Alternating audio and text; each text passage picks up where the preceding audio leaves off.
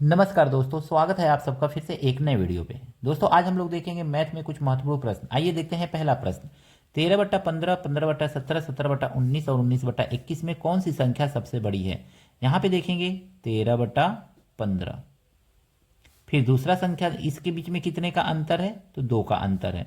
दूसरा है 15/17, इसके बीच भी कितने का अंतर है, 2 का अंतर है। फिर दिया हुआ है 17/19, इसके बीच में भी कितने का अंतर है, 2 का अंतर है। फिर दिया हुआ है 19/21, इसके बीच में कितने का अंतर है, तो 2 ही का अंतर है।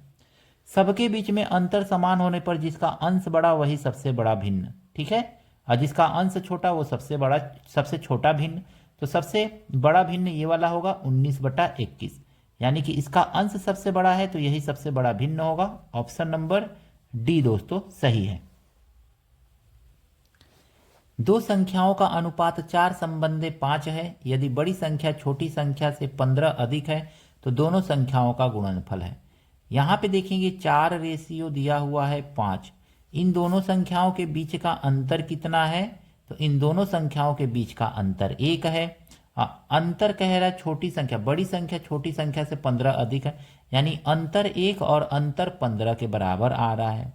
तो 1 का अंतर बराबर 15, तो 4 बराबर कितना हो जाएगा, तो यहाँ पे सीधे सीधे हम लिखेंगे 15 चौको 60, और इसका वैल्यू कितना आ जाएगा, तो इसका वैल्यू आ जाएगा 15 पचे 75।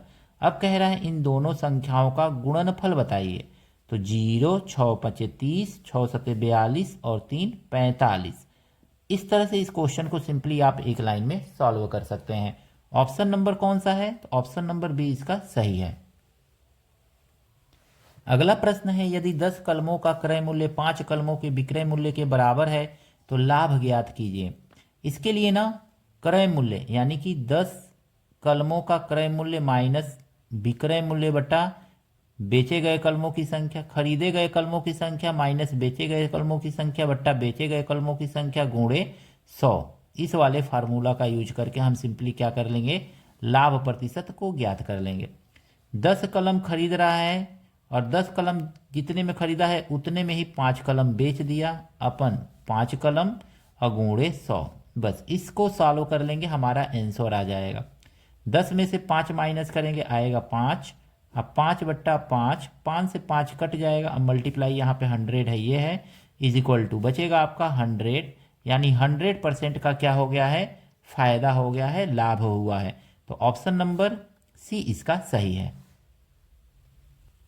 यहाँ पे प्रश्न अगला है, 0 2 2 2 -3 5 1 -1 5 5 -3 6 6 5 6 की माध्यिका ज्ञात कीजिए। माध्यिका ज्ञात करने के लिए सबसे पहले हम देखेंगे इसको असेंडिंग या डिसेंडिंग ऑर्डर में सजा लेंगे दोस्तों।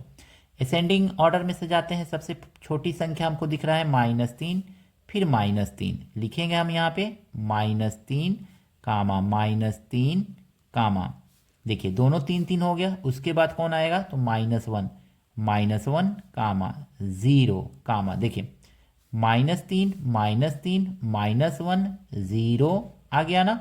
अब देखेंगे इसमें छोटी संख्या कौन, 2 2 2 है, तो लिख लीजिए 2 कामा 2 कामा 2, ये हो गया आपका। ये तीनों 2 2 हमने यहाँ से लिख लिया। अब क्या बचा आपका, तो यहाँ पे चलेंगे आगे, तो 5 और 6 बचा हुआ है, तो 5 1 5 और यहाँ पे 2 5 और 3 5 4 5, 4 ठो 5 है, तो लिख लीजिए 5 कामा 5 कामा 5 कामा 5, 4 ठो 5 है, 1 5 2 5 3 5 4 5। उसके बाद अब 6 देखेंगे बचा हुआ है, तो 6 1 2 3, यानी कि 6 कामा 6 कामा 6, इतना है। कुल कितने नंबर है, तो यन बराबर हम देखेंगे 1 2 3 4 5 6 7 8 9 10 11 12 13 14, 14 है।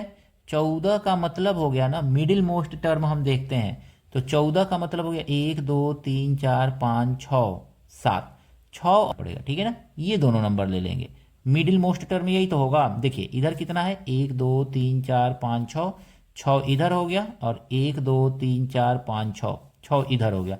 अब बीच में ये 5 और 2 बच रहा है, तो इसी का हमको माध्यिका निकालना है। तो इनको दोनों को जोड़ करके हम क्या करेंगे, माध्यिका बराबर हो जाएगा, दोनों को जोड़ लीजिए 5 और 2 को, तो 2 + 5 और इसको 2 से भाग दे दीजिए।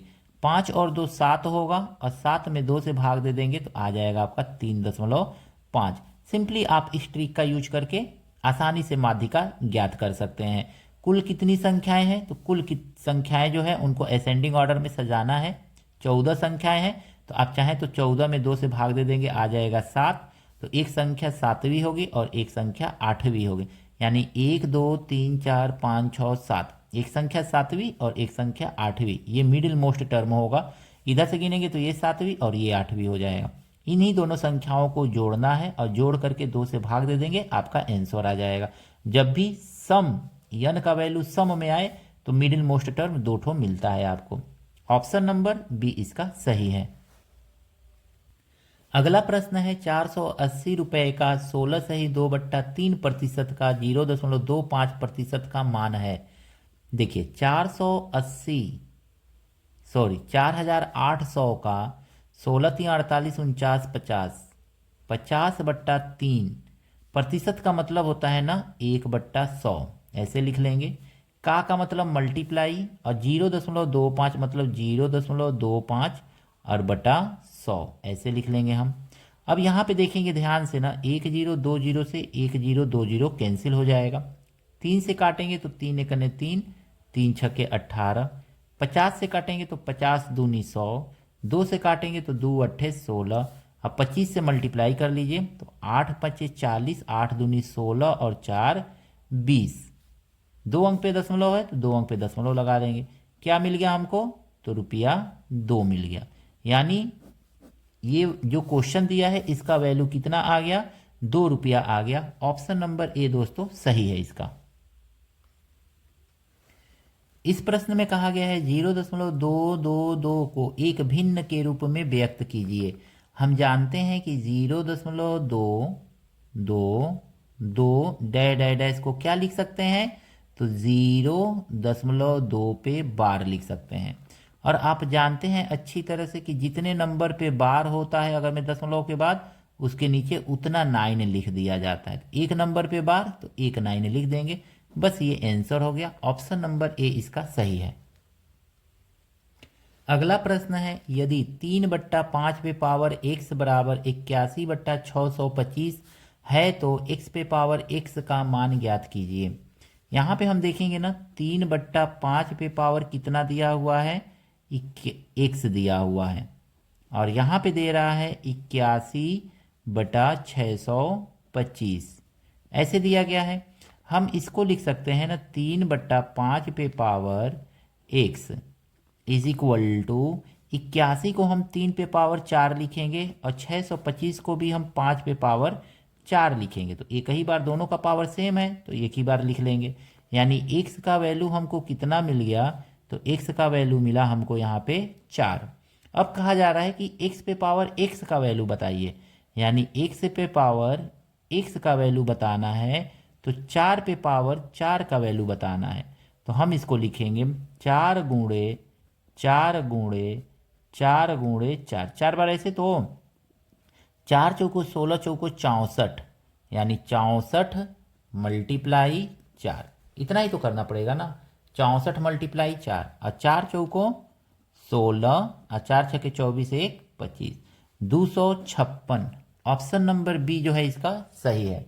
आशा करता हूं दोस्तों ये सातों प्रश्न आपको मैथ से संबंधित अच्छी तरह से समझ में आए होंगे।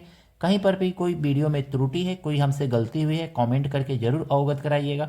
वीडियो अच्छा लगा है तो आपसे हाथ जोड़ करके निवेदन है दोस्तों, चैनल को सब्सक्राइब जरूर कीजिएगा। वीडियो अच्छा लगा है दोस्तों के साथ शेयर कीजिएगा, लाइक कीजिएगा। चैनल पर नए हैं तो आपसे हाथ जोड़ करके निवेदन है दोस्तों, चैनल को सब्सक्राइब जरूर कीजिएगा। मिलते हैं नेक्स्ट वीडियो में इसी तरह के कुछ नए प्रश्नों के साथ। दोस्तों वीडियो बनाने से संबंध में आपका अगर में कोई अच्छा सा सुझाव है तो एक सुझाव जरूर दीजिएगा ताकि हम अपने वीडियो बनाने में कुछ सुधार और कर सकें।